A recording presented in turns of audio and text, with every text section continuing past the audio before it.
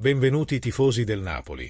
Mettete mi piace al video e iscriviti al canale così potrete rimanere sempre aggiornati sulle novità del nostro club del preferito. Forza Napoli sempre! Il centrocampista del Genoa Patrizio Masini ha commentato ai microfoni di DAZN la sconfitta contro il Milan.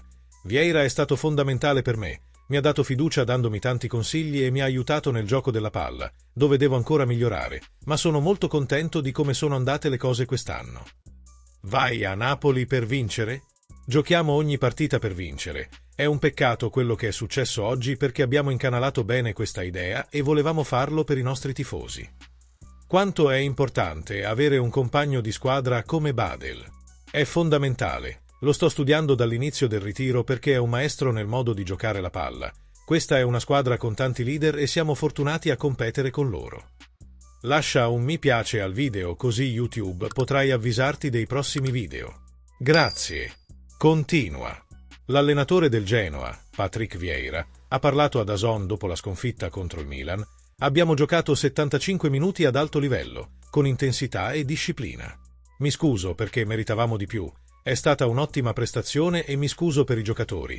Meritavamo di portare a casa almeno un punto.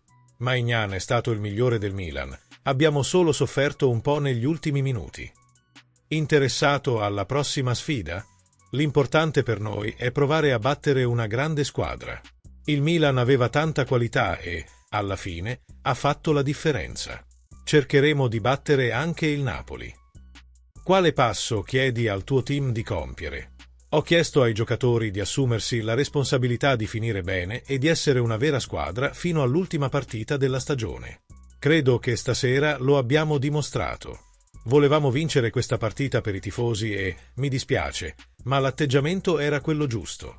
Qual è la tua opinione, tifoso del Napoli?